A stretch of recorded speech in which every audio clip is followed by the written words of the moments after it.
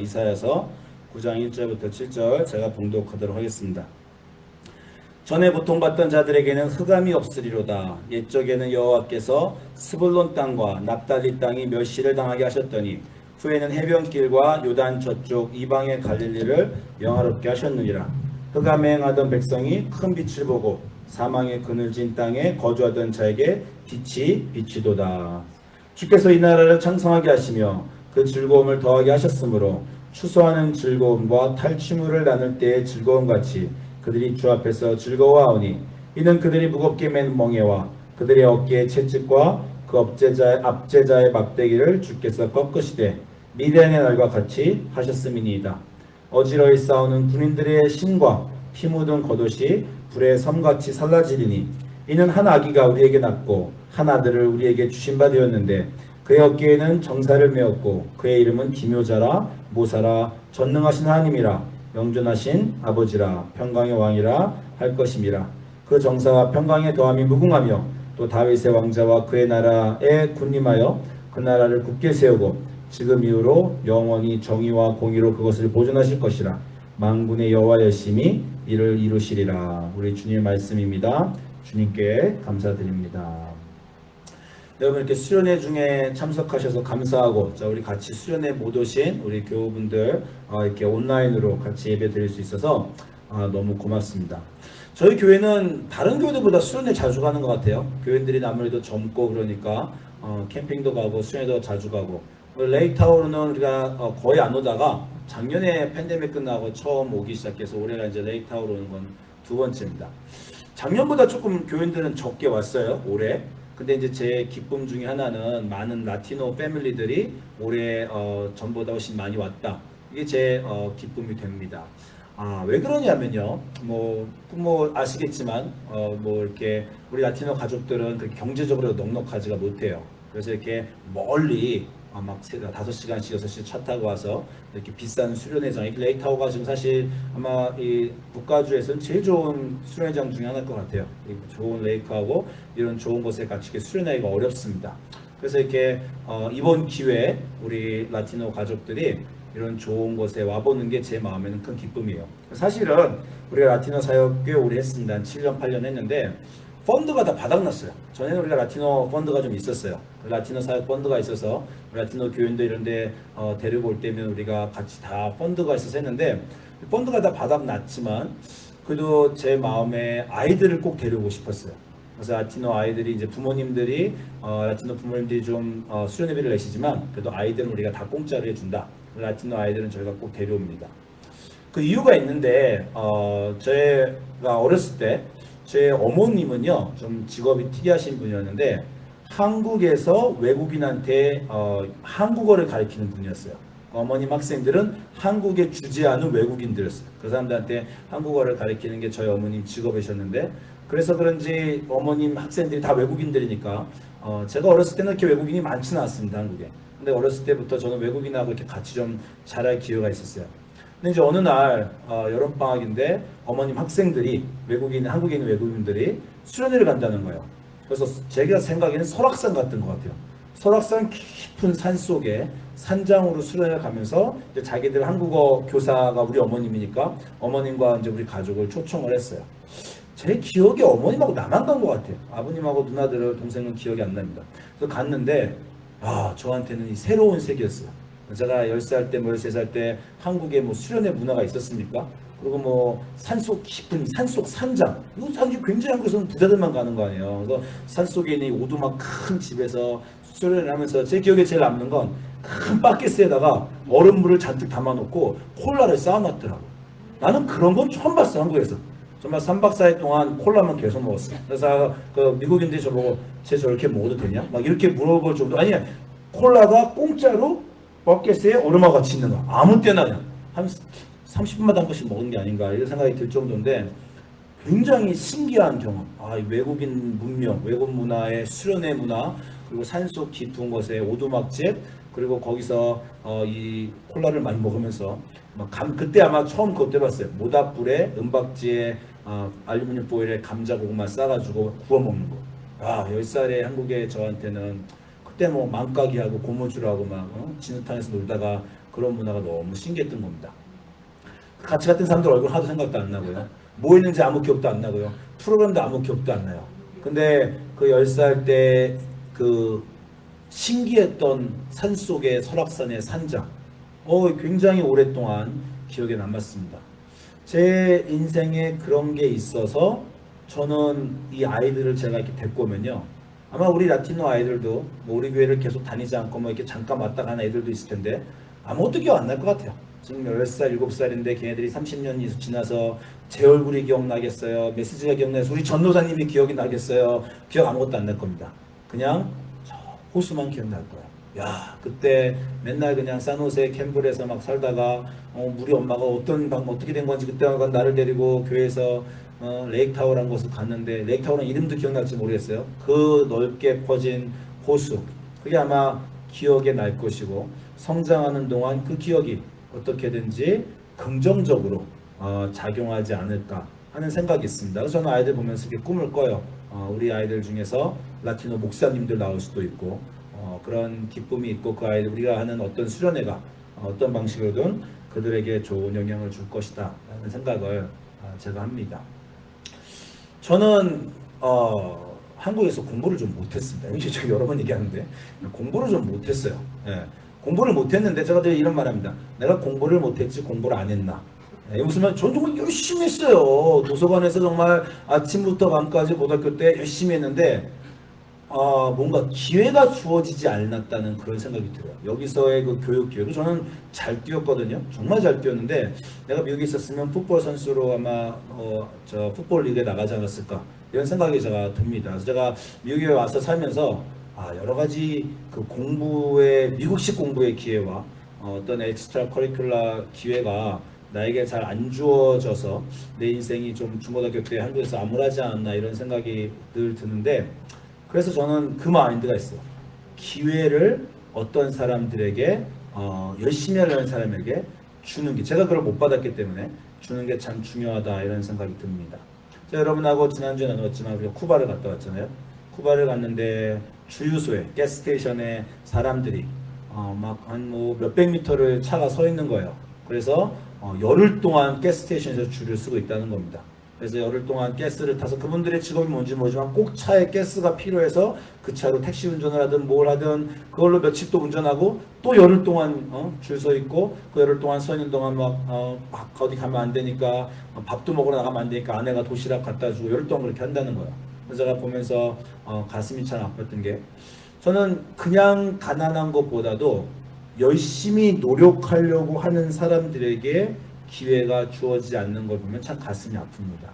저 사람들은 그냥 게으르고 가난한 게 아니라 자기 인생을 바꾸려고 열심히 하고 가스스테이션에 열흘 동안 줄을 서 있는 열정도 있지만 우리가 그냥 여기서 물 틀면 물 나오고 가스스테이션 가면 가스스테이션 할 수 있는 그런 기회가 주어지지 않은 그런 걸 보면서 기회가 주어지지 않는 사람들은 세상에 얼마나 많나. 저도 아까 말한 교육의 기회 또 어떤 휴가의 기회 우리 뭐 작게는 그렇고 어떤 사람들은 좋은 물을 마실 기회, 좋은 가스스테이션을 가질 기회 그런 기회들이 세상에 없는 사람들이 너무 많고 그런 기회들이 없음에도 인생을 열심히 살려고 노력하는데 주어지지 않은 조건 때문에 고생하는 사람이 세상에 참 많다 이런 생각을 제가 하면서 선교여행 다니면서 특히 가슴이 많이 아픕니다.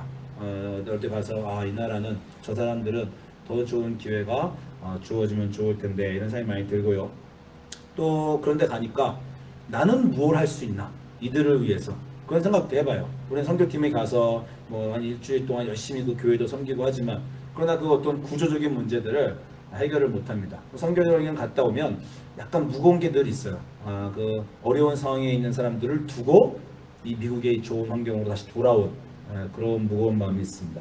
그런 무거운 마음이 제가 선교여행 갔다 와서 갖고 있었는데 이번 수련회 기간 동안에 우리 데일리 디보션 하면서 이사야서 오늘 읽은 구절이 저에게 큰 위안을 줬어요. 이사야서 9장 1절에 유명한 구절이죠. 전에 고통받던 자들에게는 흑암이 없으리로다. 옛적에는 여호와께서 스불론과 땅과 납달리 땅을 멸시를 당하게 하셨더니 후에는 해변길과 요단강 저쪽에 갈릴리를 영화롭게 하셨느니라. 흑암에 행하던 백성이 큰 빛을 보고 사망의 그늘진 땅에 거주하던 자에게 빛이 비치도다. 여러분이 성경을 좀 아시고 이스라엘 역사 아시면 알지만 북쪽은 굉장히 멸시당하는 땅이었습니다. 북사마리아, 북이스라엘과 남유다가 있는데 북이스라엘이 먼저 멸망을 당했고 거기에 여러 이방민족과 혼합하는 바람에 남유다 예루살렘 사람들이 북쪽을 멸시했죠. 저쪽은 어둠의 땅, 더럽혀진 땅. 그래서 예수님이 갈릴리 땅에서 오셨을 때 니고데모한테 사람들이 뭐라 그랬어요?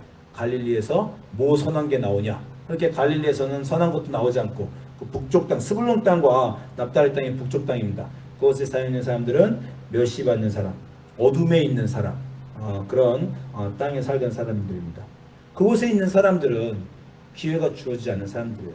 그곳에 사는 사람들 중에 어떤 사람들은 정말 열심히 자기와 자기 자녀들의 삶을 더 낫게 하기 위해서 노력하는 사람도 있었을 겁니다. 사마리아 땅에 있던 사마리아 수가 여인도 우물가에 물을 기르러 와서 열심히 자기의 삶을 더 낫게 노력하려고 했던 사람들이 있었을 거예요. 그러나 태어난 곳이 그곳이기 때문에 기회가 주어지지 않는 사람들이 세상에 너무나 많고 이사야서 9장 1절은 그런 사람들을 묘사하고 있습니다.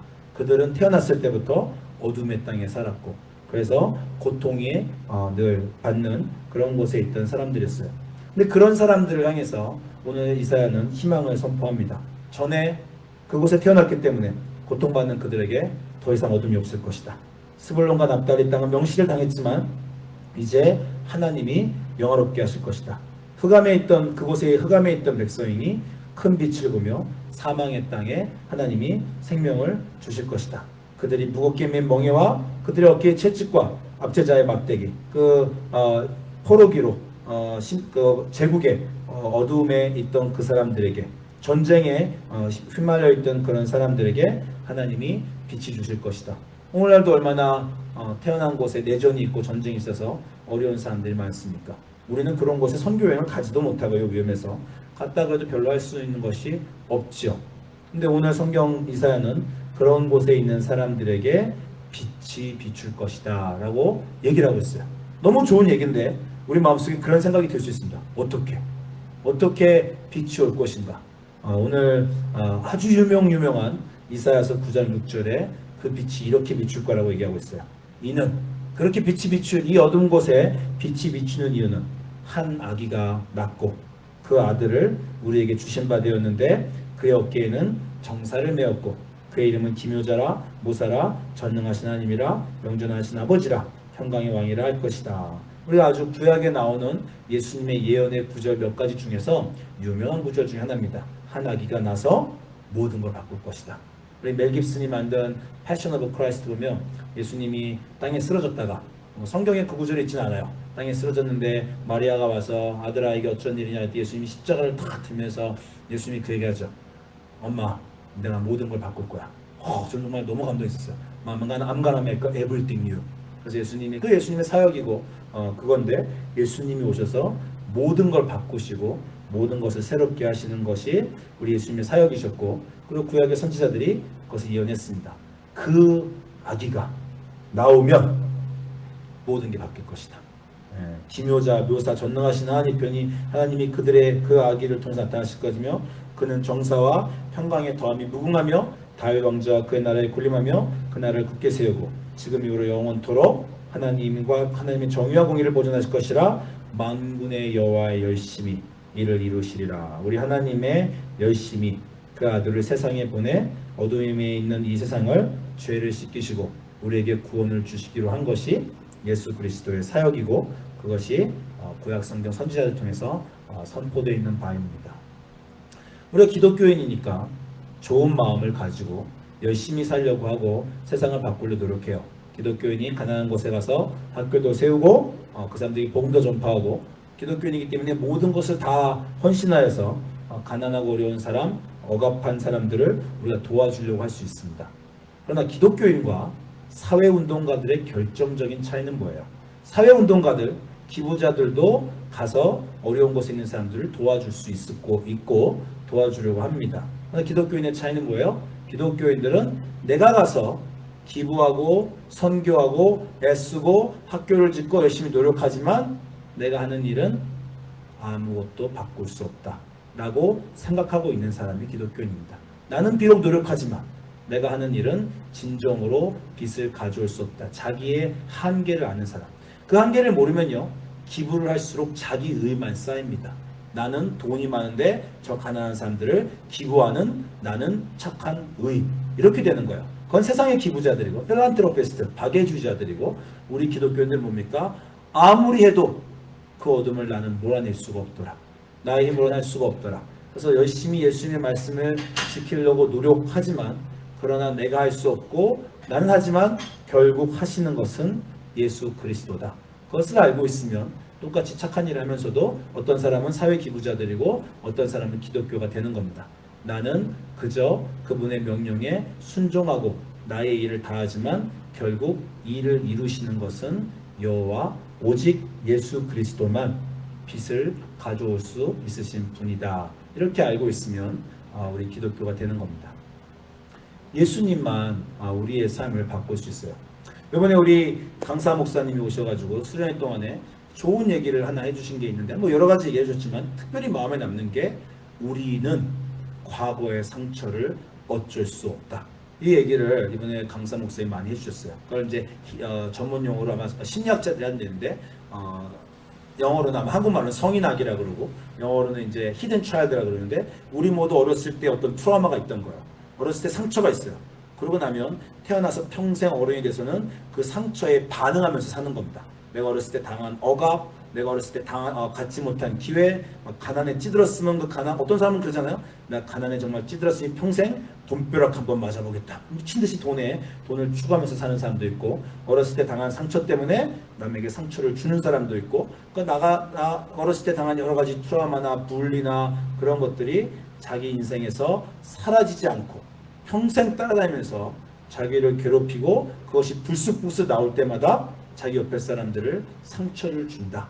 그게 사실은 우리 삶이 맞는 겁니다. 그 얘기를 우리 개변의 강사 목사님께서 잘 해주셨어요. 그래서 그 상처를 우리가 어떻게 할 것인가, 그것을 얘기해 주셨습니다. 아까 제가 말씀드린 대로 이 세상에는 기회를 갖지 못한 사람들이 있어요. 그곳에 태어났기 때문에, 그 가정에 태어났기 때문에 자기의 잘못이 아닌데 자기는 열심히 노력해서 인생을 바꾸고 싶은데 흑암의 땅에 태어났기 때문에 어쩔 수 없는 사람들. 우리가 특별히 선교지를 가면 계속 발견합니다. 정말 찢어지게 가난한 집에, 찢어지게 가난한 사회에, 찢어지게 가난한 국가에 어떻게 답이 보이지 않는 그곳. 우리가 그곳에 가서 뭘 할 수 있습니까? 아까 말씀드린 대로 하나님이 당신의 삶에 오시면 모든 것이 바뀔 수 있습니다. 예수님이 오시면 당신의 인생이 달라질 수 있습니다. 어떻게? 우리는 잘 모르겠어요. 우리는 답이 안 보여요. 그러나 우리는 믿음이 있죠. 나의 삶을 고치신 그분이 당신의 삶도 반드시 고치실 수 있다는 것을 믿고 있습니다. 아까 우리 강사 목사님 말씀하신 대로 심리학자들은 그 어렸을 때 당한 트라우마와 어렸을 때 당한 상처를 어떻게 할 수 없다고 말해요. 기껏 해봤자 카운셀러를 만나고 조금 줄일 수 있지만 그 문제는 완전히 해결되지 않는 문제입니다. 그래서 우리는 그 생각들을 해요. 다시 태어날 수 있다면. 나는 흑수저를 물고 태어났지만 내 새해는 꼭 금수저를 물고 태어날 테야. 내 새해는 왕자로, 정말 큰 CEO의 아들로, 딸로 태어나겠다. 이렇게 자기가 갖지 못한 것을 상상하는 사람들이 많고요. 또는 또 우리 강사 목사님 말씀하셨지만 타임머신이 있다면 타고 돌아가서 내 인생을 바꿔보겠다. 그런 생각 해보셨어요? 그때 주식을 그걸 사놓을 걸 미리 알았으면, 그렇잖아요? 미리 알았으면 복권번호 다 알아가지고 돌아가서 30년 전에 내 인생을 완전히 바꿔볼 수 있겠다. 이 생각도 하고요. 또는 인생의 커다란 실수와 잘못을 저지른 것. 트라우마는 남이 나에게 해서 내가 당한 상처도 있고요. 내가 실수한 것도 있죠. 그때 그렇게 살지 말고. 저는 중고등학교를 만화가게와 게임방에서 보낸 사람이기 때문에 정말 타임머신을 타고 돌아가면 내 자신에게 말하고 싶어. 너 그렇게 살면 나이 먹고 후회한다. 반드시 그렇게 얘기하고 싶고, 제가 돌아가서 갑자기 지금의 지능과 지금의 성숙도로 중학교를 돌아가서 모든 친구들에게 존경받는 그런 인물이 되고 싶은 그런 꿈 꿔보셨어요? 나만 그런가? 후회는 나만 있나? 그런 꿈이 많이 있습니다. 타임머신을 타고 돌아가서 내 과거를 바꿔보리라. 상상은 하고 상상할 때 기쁘지만 일어나지 않죠.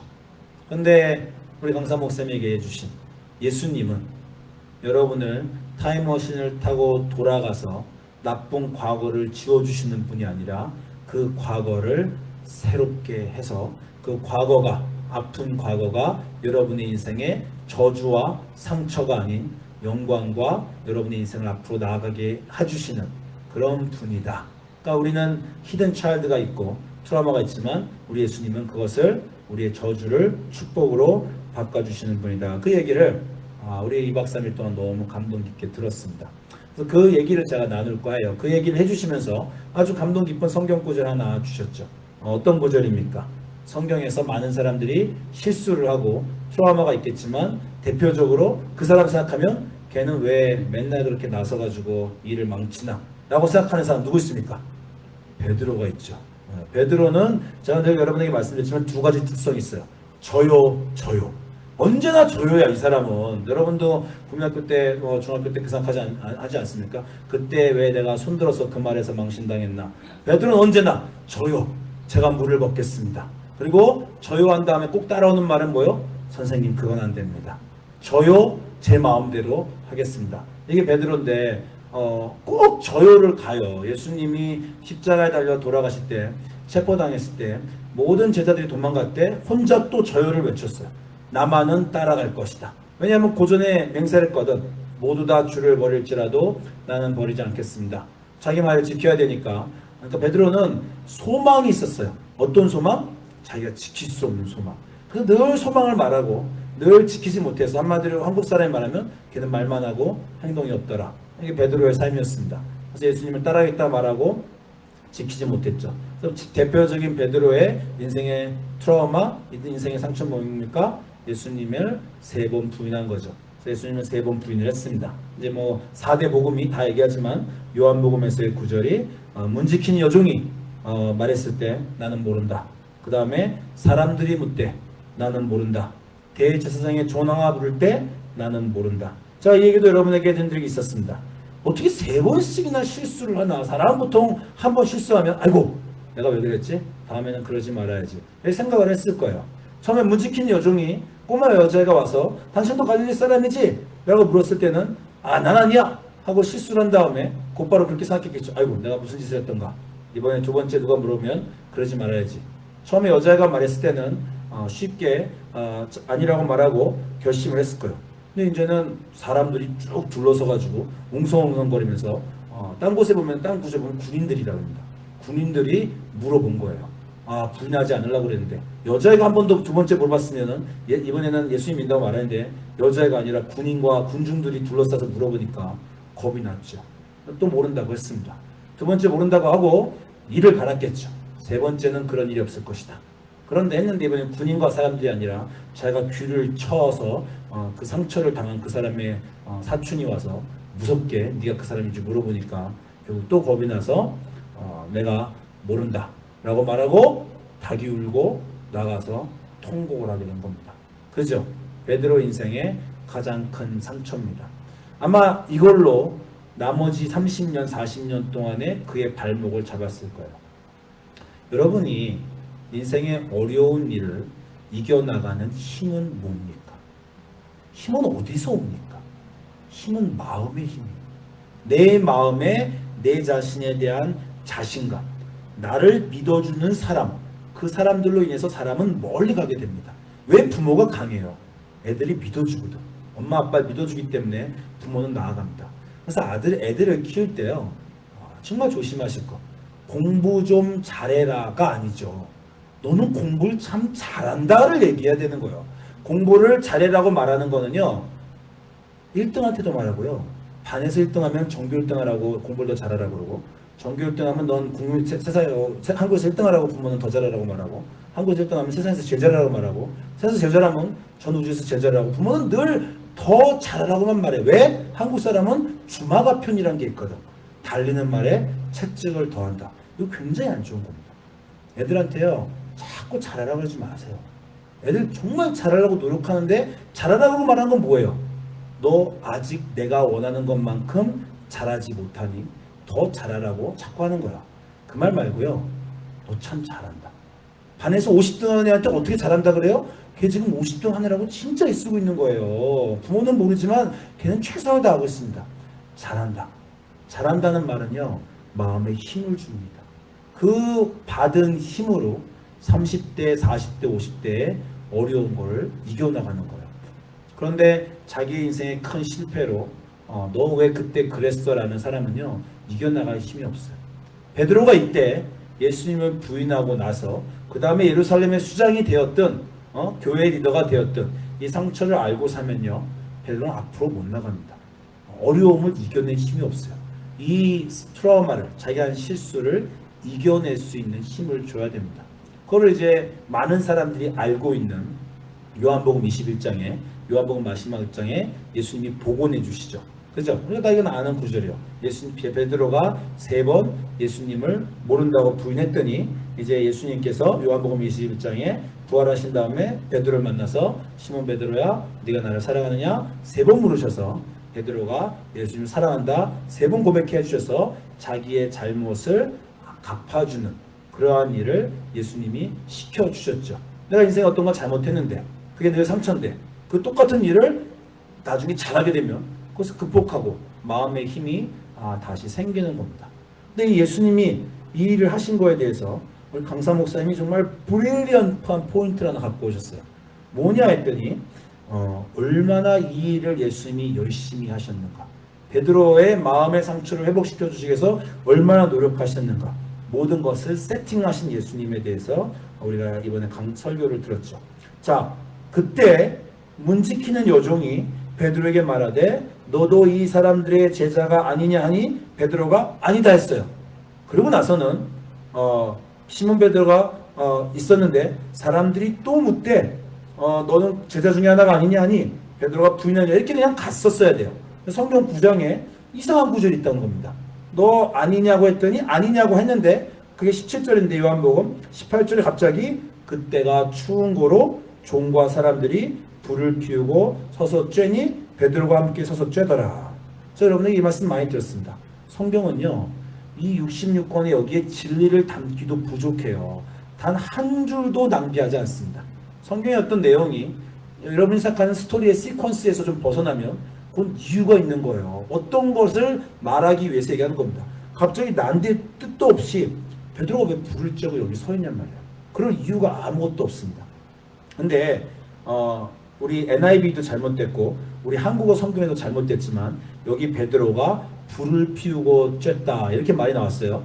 그런데 요한복음 21장에 예수님이 베드로를 3번 사랑하는 구절을 베드로에게 사랑하느냐라고 그걸 회복시켜 주시는 구절에 뭐라 그랬더니 육지에 올라와 보니 숯불이 있는데 그 위에 생선도 놓였고 떡도 있더라. 예수님이 베드로를 불러서 이제 3번 부인한 베드로를 3번 너를 사랑하느냐 해서 베드로의 마음의 상처를 회복시켜 주시는 그 순간에 어떤 세팅을 준비하셨냐 아니면 숯불을 놓았다라는 거예요.